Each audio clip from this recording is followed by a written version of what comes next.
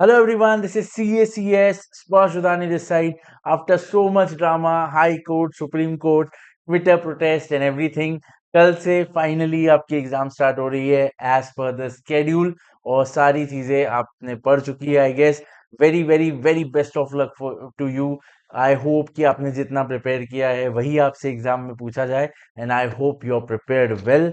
बहुत अच्छे तरीके से आपने तैयारी की होगी। मैं आईबीएस से related I will talk about few things and apart from IBS कुछ जनरल एग्जाम से रिलेटेड आपको कुछ मैं चीजें बताना चाहूंगा जो कि मैं जानता हूँ और मैं मुझे लगता है एज आई फेल कि बहुत ज्यादा इंपॉर्टेंट है। The first and foremost the most important thing is confidence. जितना भी पढ़ा है जैसे भी पढ़ा है you need to have confidence. Take my example. I only had 60 days for my CA final, and even after that, many topics were left, many things were left. Still, I had that confidence in myself, then I can clear this exam, and so can you. So please do have that confidence in you. Please do not lose hope. जो भी हुआ exam postpone ये वो सब चीजें हटा दो, अब वो कुछ मैटर नहीं करता है। कल से पेपर है, बहुत अच्छे से करना है। सो रिगार्डिंग दैट अब मैं आपको बता रहा हूँ कि अगर if you are appearing for both group और आपको आईबीएस की प्रिपरेशन है तो एक बहुत अच्छा आपके पास चीज है। अब देखिए आईबीएस में आपके जैसे आपको पता है all the subjects are included. तो यहाँ से अब आप जिस तरीके से आप अपना प्रिपरेशन करेंगे थोड़ा थोड़ा आपका आईबीएस का भी प्रिपरेशन उसके साथ हो जाएगा। बोथ ग्रुप स्टूडेंट के पास एक थोड़ा सा प्लस पॉइंट है। They are doing FR and audit, sorry audit and AFM, तो वो चीजें that would come handy in your IBS paper. नहीं भी तो आपको क्या होगा ना, मुझे लगता है कि इंस्टीट्यूट हो सकता है कि जो ऑलरेडी जो आपके कोर पेपर्स में पूछा गया है जैसे एफआर में जो पूछा जाएगा एएफएम में कहीं कहीं से वहां से शायद इंस्टीट्यूट कुछ केस स्टडी में इंक्लूड कर दे या कुछ मतलब अब तो पेपर बन गया होगा, शायद इंक्लूड कुछ किया हो। तो थोड़ा उस पर नजर रखिएगा।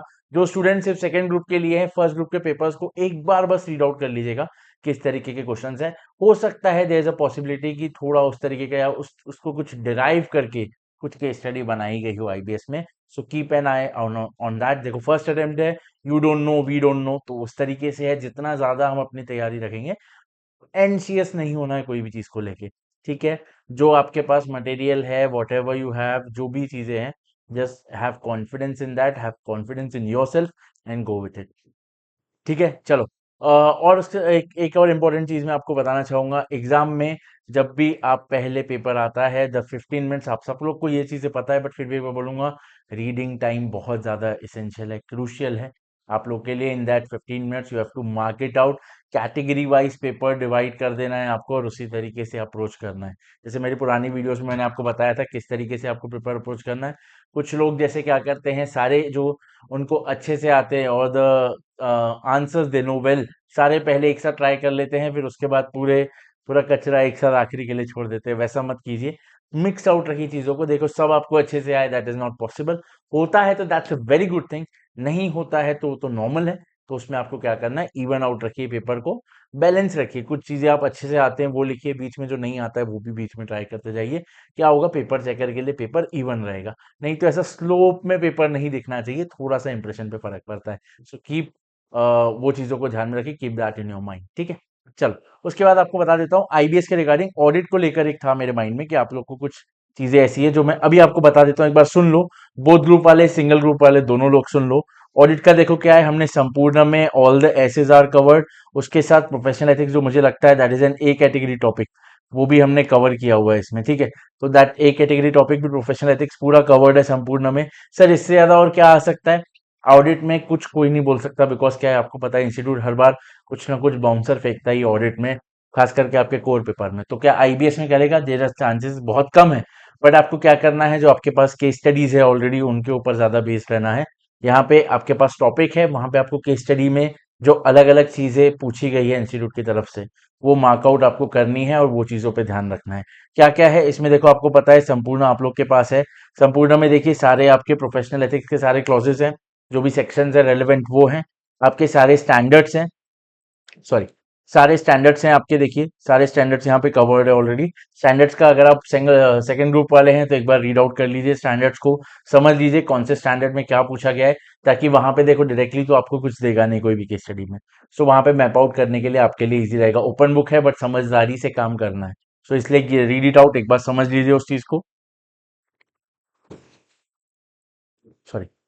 उसके बाद जैसे देखिए सारे स्टैंडर्ड्स का है, कुछ इसमें ज़्यादा अब आपको देखो बताने की नीड नहीं है, स्टैंडर्ड्स आप इंटर में भी पढ़े हैं, अभी भी पढ़े हैं, तो आपको कोई इतना ज़्यादा कुछ एकदम से नया नहीं है आप लोग के लिए। उसके बाद मैं आपको बता रहा हूँ कुछ चीज़ें जो इंपॉर्टेंट है, जो नए ऐड हुए हैं। जैसे कारों का देखिए आपके सिलेबस में ज़्यादा मतलब है नहीं, बट क्या है केस स्टडीज में पहले पूछा गया, और अब नेवर नो क्या इंस्टीट्यूट अगर पूछ ले, मुझे नहीं लगता, चांसेस नहीं है, फिर भी मैंने कहीं ना कहीं इंक्लूड किया हुआ है कि भाई ठीक है चलो पूछ लिया, तो एटलीस्ट हमारे पास कुछ तो रहेगा। वैसे चांसेस नहीं है कारों के मोस्टली। उसके बाद ये एक नई चीज़ है, engagements to review historical financial statement, SRE 2400, एक बार देख लेना, गो थ्रू कर लेना। बेसिक है, ज़्यादा कुछ इसमें नहीं है, नया है तो शायद हो सकता है इंस्टीट्यूट कुछ फ्रेम कर दे इसके ऊपर। ठीक है, ये 242410, और एक ESG का टॉपिक एक नया इंक्लूड हुआ है, एक बार देख लेना। बेसिक है, मतलब what is the business responsibility and sustainability report, हो सकता है BRSR पे MCQ क्वेश्चन आ जाए कि उसमें क्या क्या इंक्लूड रहता है, कितने सेक्शन रहते हैं और कौन से सेक्शन में क्या रहता है, एक बार ये जनरली देख लेना। उससे ज्यादा मुझे नहीं लगता कि आपको IBS से रिगार्डिंग ज्यादा उसमें कुछ रहेगा। हाँ, ऑडिट के पेपर में तो आप तो जो है आपको तो पता ही है सब। ठीक है, प्रिंसिपल मैंने इंक्लूड किए हुए हैं। ड्यू डिलिजेंस का थोड़ा सा पार्ट है, ड्यू डिलिजेंस पूछा गया है, पूछा जा सकता है, एंड अच्छा चांस है कि आपको IBS में ड्यू डिलिजेंस देखने को मिल जाए। तो वो चीजें हैं। ऑडिट पे भी हमने बेसिक, सो बेसिक सबका कवर किया हुआ है। दिस इज द क्राइटेरिया, ये मुझे लगता है यहाँ पे MCQ क्वेश्चन केस स्टडीज में भी आया हुआ है, हो सकता है शायद आपको भी केस स्टडी का क्वेश्चन में ये आ जाए। तो दिस इज द थिंग, सारे क्राइटेरिया जो इंपॉर्टेंट है वो सब इंक्लूडेड है, सब इंक्लूडेड है। बट ऑडिट के लिए मैं आपको एक सजेशन दूंगा, और सारे पेपर्स के लिए भी एक आप सजेशन कर सकते हैं। मैं देखो, मैं ज्यादा नहीं चाहता कि आप लोग IBS के पेपर में ज्यादा बर्डन अपने साथ लेके जाएं, बहुत सारी बुक्स लेके जाएं, ये लेके जाएं वो लेके जाएं, क्योंकि वहां पे फिर वही चीज होगी तो आप ढूंढते ही रह जाएंगे आंसर कब लिखेंगे। ठीक है, तो जितना हो सके हम चाह रहे हैं कि मटेरियल मिनिमम रहे, बट एक सजेशन मेरा ये रह सकता है। हालांकि अभी कैसा रहेगा पेपर उस पे देखो, फर्स्ट अटेम्प्ट है ना, इसलिए मैं कुछ भी चीजें आपको एकदम कॉन्फिडेंस से नहीं बता पा रहा हूँ कि आप यही लेके जाइए लेके जाइए। जो हम एनालिसिस कर रहे हैं, मैं बेनिफिट आपका जितना बेनिफिट हो उसके लिए मैं बोल रहा हूँ। हो सके तो MTP RTP बाकी पेपर के भी कैरी कर लेना, या एक बार कैरी भी मत करो, गो थ्रू भी कर लोगे ना, तो एटलीस्ट आपको पता रहेगा कि क्या क्या है, तो भी थोड़ा बहुत लिख लोगे। बिकॉज मुझे लग रहा है कि इस तरीके का पेपर आप लोग का बन सकता है कि टॉपिक्स यहाँ वहां से देखो, एट द एंड देखो टॉपिक्स तो वही रहेंगे, और जो IBS है टॉपिक्स तो वही रहेंगे, जो ऑडिट में MTP RT में भी आ गया, इधर आ गया उधर आ गया, वहीं से कुछ ना कुछ टॉपिक्स में लाके केस स्टडी बनेगी। अगर नहीं भी, नई केस स्टडी भी फ्रेम होती है, ओल्ड केस स्टडी आती है तो कोई बात नहीं, फिर तो वो आपके पास है। कुछ अगर नई केस स्टडी फ्रेम होती है तो वो चीजों के लिए आपके पास इतना सारा मटेरियल है, सो आई डोंट थिंक आपको हर चीज की मॉड्यूल ले जाने की जरूरत है। बाकी आपके पास समाधान संपूर्ण है या कोई और फैकल्टी की केस स्टडी बुक है तो दैट्स इट, जो है उसके ऊपर आप बिल्कुल भरोसा कीजिए। नहीं है तो एक केस स्टडी बुक रहना आपके पास इंपॉर्टेंट है, भले इंस्टीट्यूट की हो, किसी मेरी हो, किसी और फैकल्टी की हो, कोई फर्क नहीं पड़ता। मतलब फर्क इन द सेंस ऐसा है कि भाई सबने अब केस स्टडी बुक बनाए हैं तो सबने अपने सोच के कुछ उनके पीछे वो रहा होगा, तो that's nothing to debate about, और कुछ उस पर बोलने का नहीं है।